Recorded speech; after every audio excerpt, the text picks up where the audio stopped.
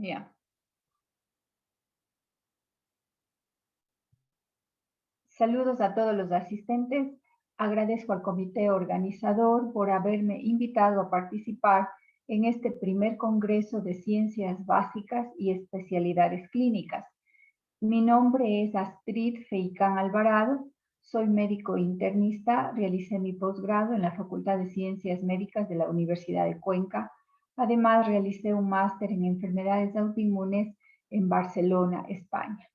El tema que les voy a hablar hoy es sobre síndrome antifosfolipídico.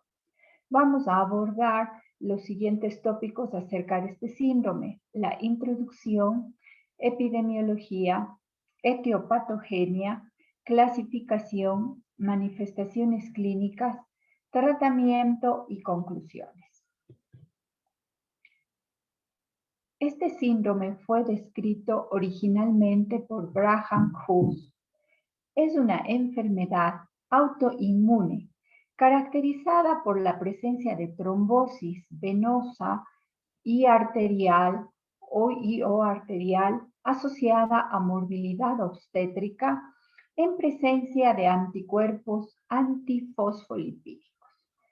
Tres son estos anticuerpos que se les conoce como marcadores de la enfermedad: anticoagulante lúpico, anticardiolipinas y anti-beta-2 glicoproteínas.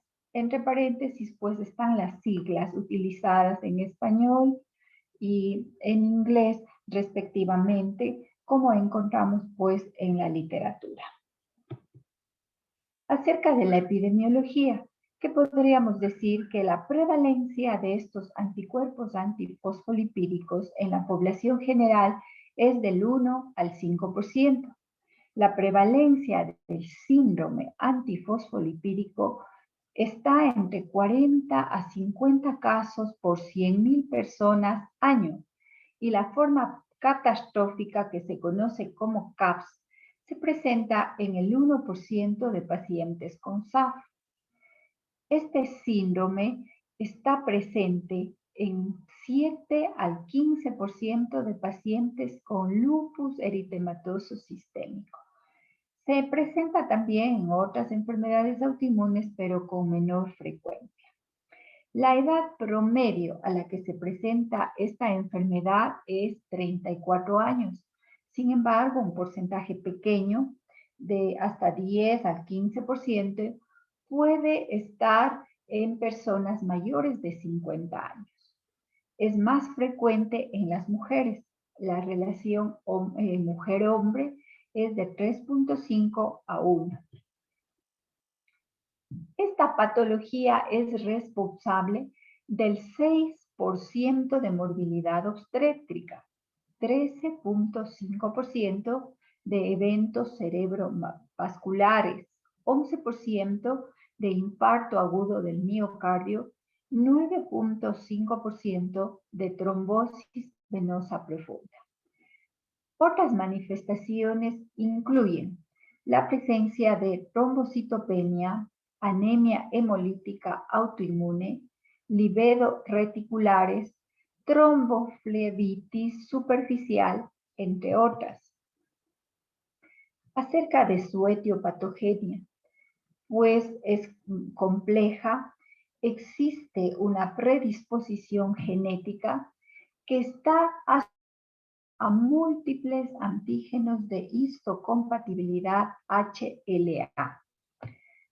Son los procesos infecciosos o inflamatorios los que pueden desencadenar la enfermedad.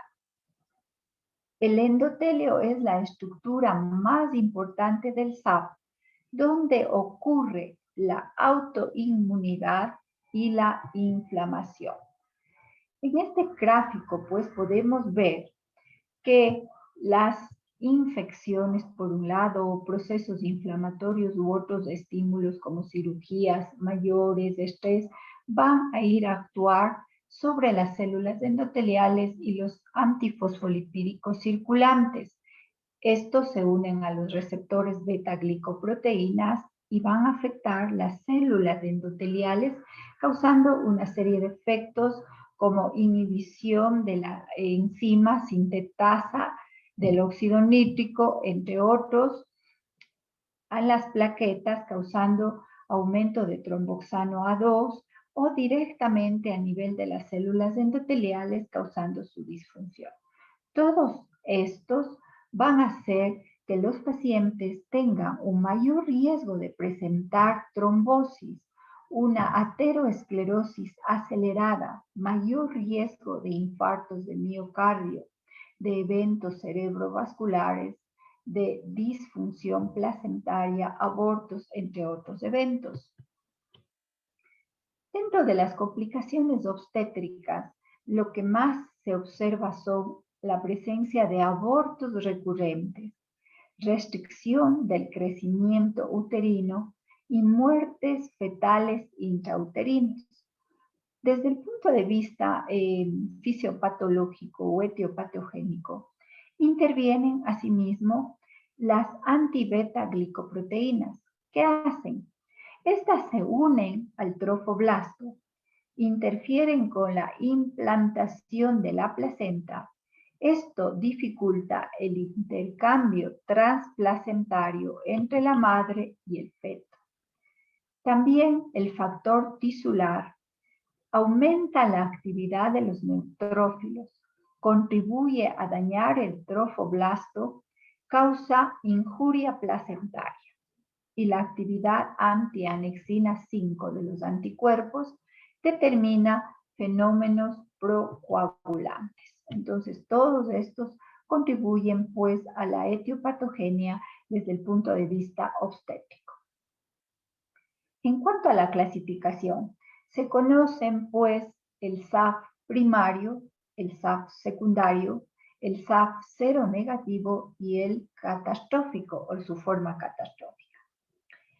El SAF primario constituye la causa más común de tromboprofilaxis primaria. Es causante del 10 al 15% de trombosis venosa profunda con embolia pulmonar.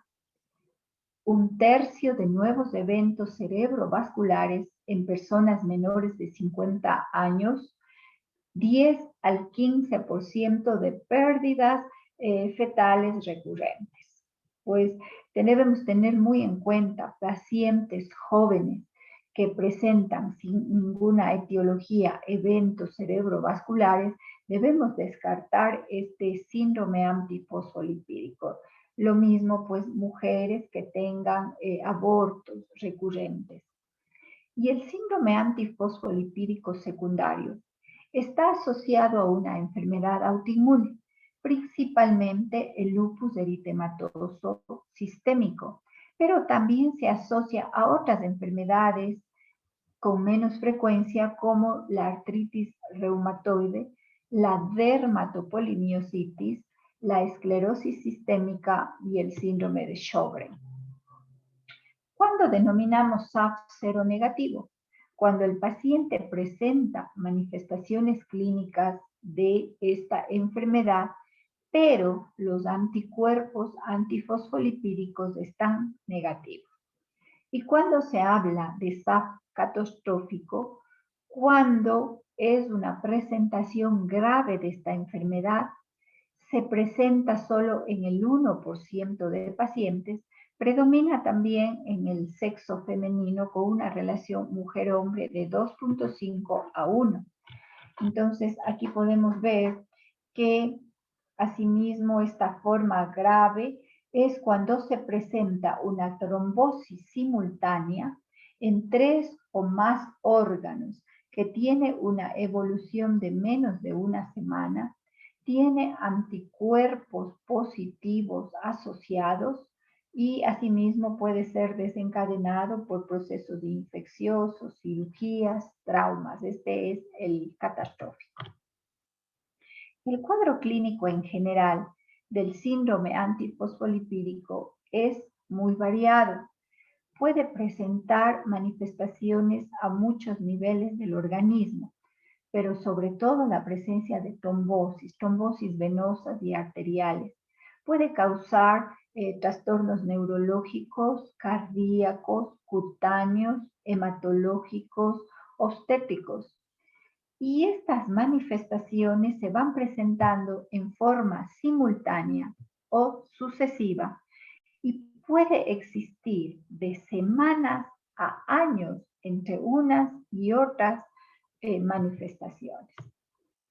Estos porcentajes de las manifestaciones clínicas del síndrome antifosfolipídico es del proyecto Eurolupus, ¿no? Que fue un estudio que se realizó durante 10 años de seguimiento a 1.000 pacientes con enfermedades de lupus, ¿no? Entonces, allí tenemos pues que la manifestación más frecuente fue la trombosis venosa profunda en un 40%, tromboflebitis superficial en miembros inferiores en un 10 al 15%, migraña 20%, al igual que eventos cerebrovasculares y las otras manifestaciones como disfunción valvular, artralgia, artritis, trombocitopenia con menos frecuencia. Aquí podemos ver los gráficos de estas manifestaciones. Por un lado, manifestaciones trombóticas que decíamos que puede afectar a nivel venoso o arterial, no trombóticas que pueden ser múltiples, como vemos en el gráfico, la presencia de libedos reticulares puede afectar los glóbulos blancos, puede afectar las plaquetas, dar una anemia, una trombocitopenia, puede afectar los riñones, nefropatía, trastornos neurológicos. Aquí tenemos las manifestaciones clínicas trombóticas de este síndrome a nivel cerebral, eventos cerebrovasculares, microinfartos, cardiovascular, oclusión coronaria, trombosis, aórtica mesentérica, a nivel pulmonar, embolia pulmonar, hemorragia alveolar, a nivel cutáneo, úlceras cutáneas, libedos reticulares, a nivel ocular, obstrucción de la vena, arteria, retina, amaurosis fugaz, a nivel renal, trombosis de arteria, venas, renal, proteinuria, a nivel endocrino, infarto hipofisiario, hematoma suprarrenal, gastrointestinal, el síndrome de Budd-Chiari, infarto hepático vesicular, a nivel de placenta, abortos, pérdidas fetales, prematuridad, hematológico, anemia, trombocitopenia. Obstétrico, la presencia de abortos recurrentes menos de 10 semanas de gestación, partos prematuros menos de 34 semanas, maternas, preeclampsia, eclampsia, HELP. ¿Cómo se diagnostica? Pues es una enfermedad que a partir del año 1986 comenzaron a realizar ciertos criterios que se han ido modificando a 1999, los criterios de Sapporo, y los últimos criterios que conocemos hasta la actualidad son los del 2006, los criterios de Sydney. Se divide en dos grandes grupos, criterios clínicos y criterios de laboratorio. Dentro de los criterios clínicos tenemos las manifestaciones trombóticas y las manifestaciones obstétricas. Entre las trombóticas, la presencia de uno o más episodios de trombosis arterial, venosa o de pequeño vaso en cualquier órgano o tejido. Entre las obstétricas, una o más muertes de un feto normal después de 10 semanas de gestación, uno o más prematuros después de 34 semanas de gestación, 3 o más abortos consecutivos después de 10 semanas de gestación. Y dentro de los criterios de laboratorio, los anticuerpos que les había indicado desde el inicio, los marcadores de la enfermedad. El anticoagulante lúpico, la anticardiolipina IgG o IgM, que debe estar elevado, moderado o alto, más de 40 o superior al porcentil 99. Anticuerpos beta-glicoproteínas, IgG, IgM, un título superior al percentil 99. Todos estos marcadores de laboratorio se deben medir en 2 o más ocasiones separadas, al menos por 12 semanas. Entonces, siempre si encontramos uno de estos marcadores altos, debemos repetir a las 12 semanas para tener la seguridad de que están elevados en ambas ocasiones. ¿Cómo diagnosticamos? Pues aquí están desarrollado o más específico cada criterio, los criterios clínicos y los criterios de laboratorio. Y cuando decimos que estamos frente a un síndrome antifosfolipídico, cuando el paciente cumple al menos un criterio clínico y un criterio de laboratorio que se ha repetido a las 12 semanas. Y cuando tenemos la sospecha clínica de este síndrome, cuando hay otros criterios clínicos u otros criterios de laboratorio. Entre los criterios clínicos, pues hay múltiples, como hemos visto, entre ellos livedos reticulares, lesiones valvulares, y entre los de laboratorio, la presencia de anemia hemolítica, trombocitopenia. ¿Cuál es el tratamiento de estas manifestaciones trombóticas? Pues hay pacientes que son portadores de anticuerpos antifosfolipídicos, pero no tienen manifestaciones trombóticas, obstétricas u obstétricas. Estos pacientes tienen el riesgo de desarrollar un evento trombótico del 5% anual. Y los pacientes con eventos trombóticos arteriales tienen mayor riesgo de recurrencia de trombosis, hasta un 30%, con INR entre 2. Bueno, vamos a ver luego que uno de los tratamientos cardinales para la trombosis es la warfarina, ¿no? Y ahí tiene que estar este medicamento, pues mantenerse en un INR entre 2 y 3. El tratamiento de estas manifestaciones trombóticas vamos a comenzar desde el manejo integral, que sería una dieta equilibrada. El paciente debe mantener un perfil lipídico adecuado.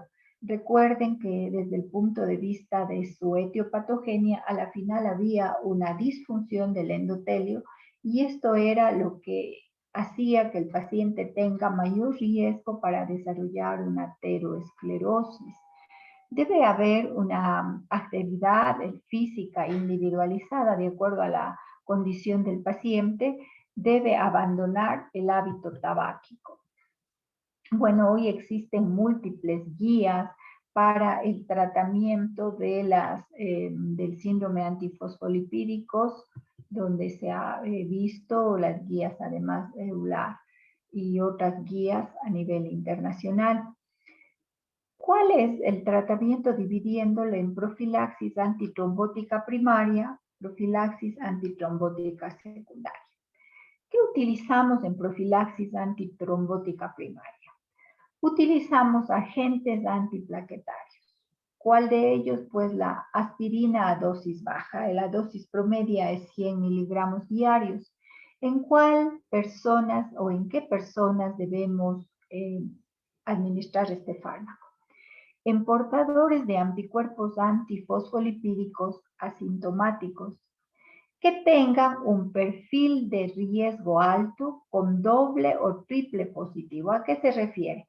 De los 3 marcadores conocidos, anticoagulante lúpico, anticardiolipina y antibeta-glicoproteína, si tiene los 2 positivos, cualquiera de ellos, o si tiene los 3 positivos, se conoce que son pacientes con un riesgo alto. Pacientes con lupus y anticuerpos antifosfolipídicos persistentes, pero que no hayan tenido trombosis previa. Se debe también este tratamiento profiláctico con aspirina ir acompañado al control de los factores de riesgo cardiovascular. Deben estos pacientes ser muy bien controlados si tienen hipertensión, dislipidemia, obesidad central, pues debemos realizar un control estricto de estos factores de riesgo cardiovascular. La profilaxis trombótica antitrombótica secundaria se refiere al tratamiento anticoagulante. ¿Qué fármaco vamos a usar? Vamos a usar los antagonistas de la vitamina K, la warfarina. Hoy por hoy constituye este fármaco el gold estándar para pacientes con SAP que han presentado trombosis. ¿En qué casos? Si han tenido un primer evento trombótico, deben recibir esta anticoagulación a lo largo y mantener un INR entre 2 y 3. En caso de que hayan tenido un proceso de trombosis arterial, el manejo es un poco más controversial. Hay dos propuestas. Unos indican que se debe dar la warfarina siempre sola, pero manteniendo un INR mayor, alrededor de 3. Y otra corriente indica, pues, utilizar una terapia antiplaquetaria más el uso de warfarina, pero manteniéndole un INR entre 2 y 3. Cualquiera de estas opciones se puede realizar en trombosis arterial.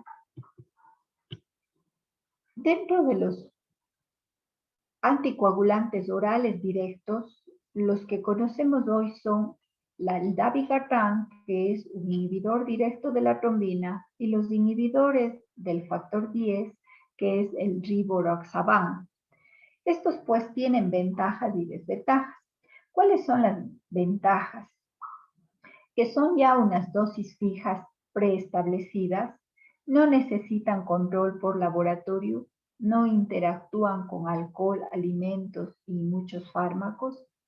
Dentro de las desventajas es que al no monitorizarse en laboratorio, debe manejarse con cautela en caso de pacientes que tengan insuficiencia renal y hepática.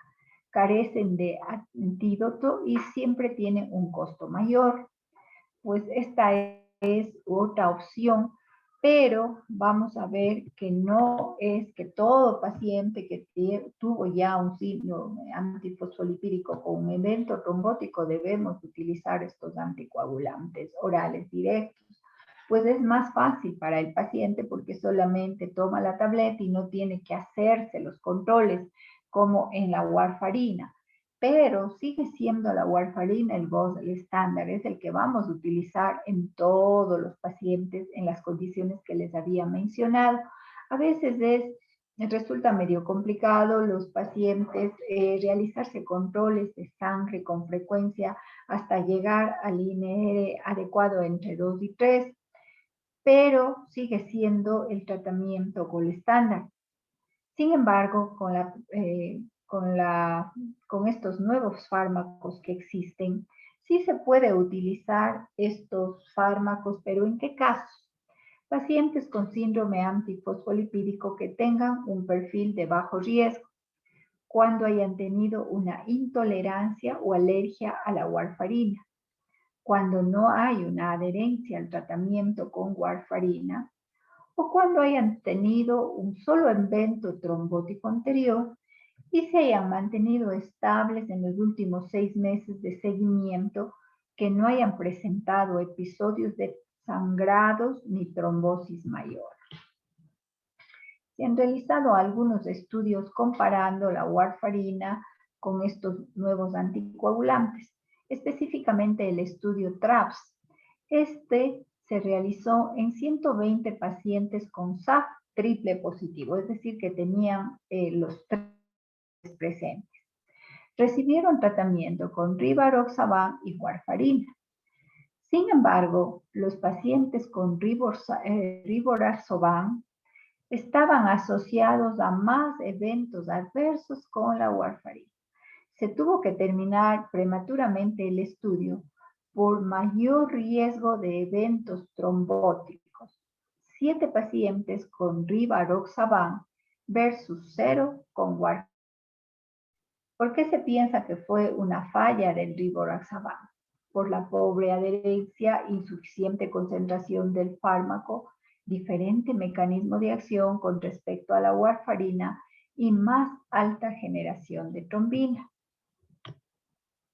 Entonces, con este estudio, pues, se demostró o quedó claro que sobre todo pacientes con SAF con triple marcador o triple positivos que se les conoce, pues no deben recibir estos anticoagulantes directos, sino la warfarina, porque tienen mayor riesgo de trombosis, como este estudio que se realizó.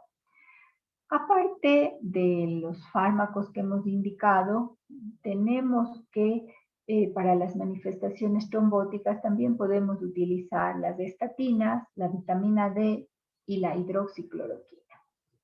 La vitamina D porque usamos por su perfil hipolipemiante y efectos pleiotrópicos, hace pues que disminuyan el estado inflamatorio y protrombótico en SAP. Pueden tener un rol también en pacientes con SAP sin dislipidemia cuando tienen trombosis recurrentes. La vitamina D, porque tiene funciones inmunitarias diversas, principalmente en casos de SAP asociado a enfermedades autoinmunes. Y la hidroxicloroquina está indicado en casos de SAP asociado a anticuerpos antifosfolipídicos porque reducen el riesgo de trombosis arterial y venosa. También otro de los fármacos, este es un biológico que se puede utilizar, es el rituximab. Es un anticuerpo monoclonal anti. Asimismo, un estudio se realizó en pocos pacientes, ¿no? RITAPS, se realizó en 19 pacientes con manifestaciones clínicas de síndrome antifosfolipídico que no correspondían a los criterios diagnósticos. Recordarán que les dije, hay muchas manifestaciones que no constan dentro de los criterios diagnósticos, sin embargo, lo tienen pacientes con SAP, entre ellos las lesiones a nivel cardíaco, lívidos reticulares. Pero, sin embargo, cuando se administró este biológico, se vio que el perfil de los anticuerpos antifosfolipídicos, es decir, los niveles antes del tratamiento y después del tratamiento, no había variación. Es efectivo este biológico para controlar otras manifestaciones clínicas como úlceras en piel y trombocitopenia. Esto no es un fármaco que en todos los pacientes con síndrome antifosfolipídico, sino solamente cuando tengan, por ejemplo, estas manifestaciones, cuando no se controlan ya por los fármacos antes mencionados y, como les decía, en pacientes con anemia hemolítica diversa, cuando tienen otros compromisos a nivel sistémico, pero no todo paciente, son muy pocos más bien los que reciben este biológico.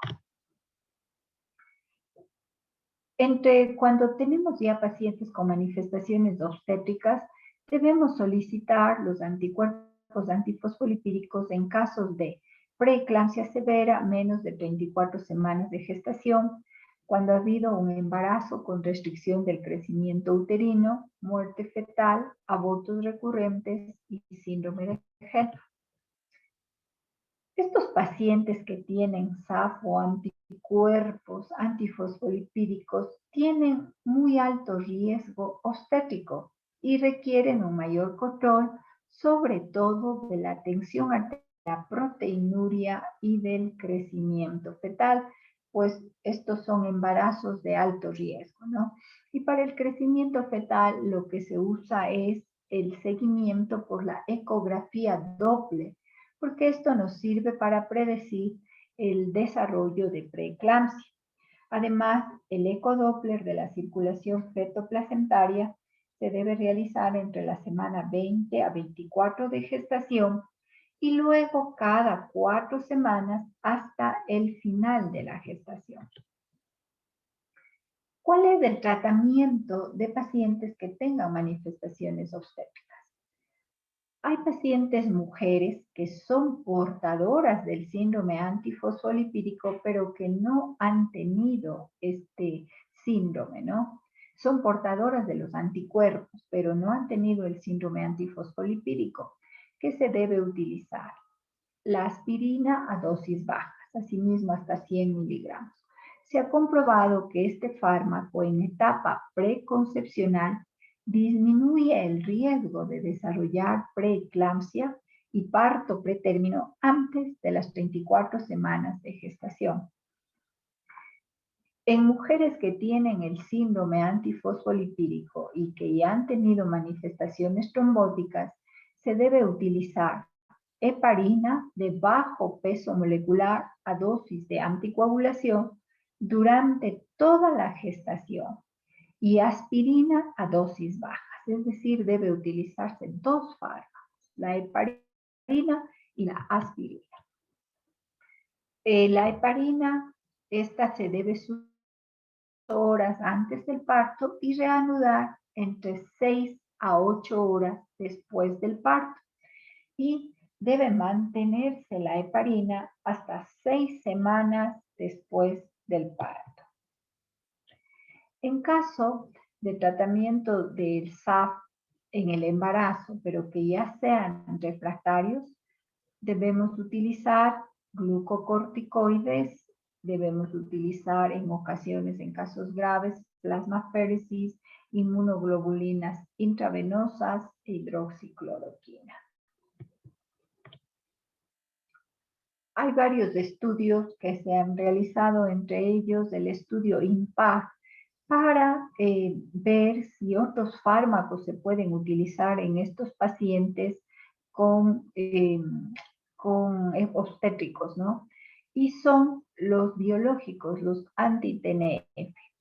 Los anti-TNF se han asociado a heparina y a dosis bajas de aspirina durante el embarazo, disminuyen significativamente la muerte fetal y o embarazo pretérmino, debido a preeclampsia o insuficiencia placentaria en mujeres con embarazo de alto riesgo de con síndrome antifosfolipídico, con o sin lupus y anticoagulante lúpico. Específicamente este estudio se hizo con certolizumab, que es un inhibidor anti-TNF que no cruza la placenta y demostró que es bien tolerado y reduce el riesgo de eventos adversos en estos casos. Otro estudio que se realizó, el estudio PROMIS, son predictores de biomarcadores que se realizó en síndrome antifosfolipídico y lupus. Este se realizó en 755 pacientes embarazadas con menos de 12 semanas de gestación, que se realizaron controles mensuales en 8 centros de Estados Unidos y Canadá. Se determinó pues que el anticoagulante lúpico es el mayor predictor de mal pronóstico en el embarazo y que los pacientes que tenían este anticoagulante lúpico con tratamiento convencional tenían pocas complicaciones del embarazo. Sin embargo, los pacientes que tenían el anticoagulante lúpico y triple positivo, es decir, los 3 marcadores, tuvieron peor pronóstico en el embarazo a pesar del tratamiento convencional. Es por eso que hace un momento les decía, pues en pacientes embarazadas de esas características de alto riesgo, de triple positivo, se debe realizar un control mucho más estricto de la proteinuria, de la tensión arterial, mantener en niveles normales y para evitar pues que estos pacientes se compliquen y sobre todo el crecimiento fetal con el seguimiento a base de ecodoppler. Habíamos mencionado también que le puede darse el SAF catastrófico, que como vimos es muy poco frecuente, un 1%. Asimismo, puede ser desencadenado por un proceso infeccioso, un proceso inflamatorio. Entonces, en caso de que se pueda identificar este proceso que inicia la enfermedad, debemos tratar el factor desencadenante del cuadro clínico. El paciente debe recibir una anticoagulación inicialmente con heparina y después con anticoagulantes orales manteniéndolo pues un INR entre 2 y 3. Pulsos de corticoides se deben dar 1 gramo vía venosa de metilprednisolona durante 3 días para pasar después a tratamiento oral con dosis de 1 a 2 miligramos por kilo al día de prednisona. Inmunoglobulinas, 400 miligramos por kilo al día durante 5. Plasmaféresis, ciclofosfamina, rituximab. Este es muy grave, este síndrome catastrófico, ¿no? Y para concluir, podemos decir que esta es una enfermedad autoinmune de etiología desconocida, que la manifestación trombótica venosa más frecuente es la trombosis venosa en miembros inferiores y la manifestación arterial más frecuente es el evento cerebrovascular seguido de infarto agudo del miocardio.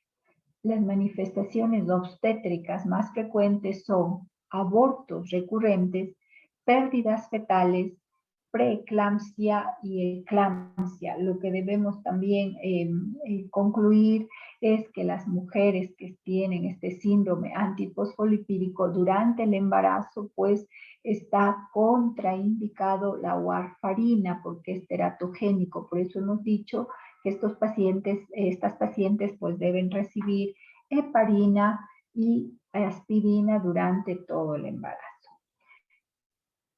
Eso sería en esta patología para que tengan un concepto de qué se trata, de qué pacientes debemos sospechar, qué debemos solicitar y cuál es el tratamiento adecuado.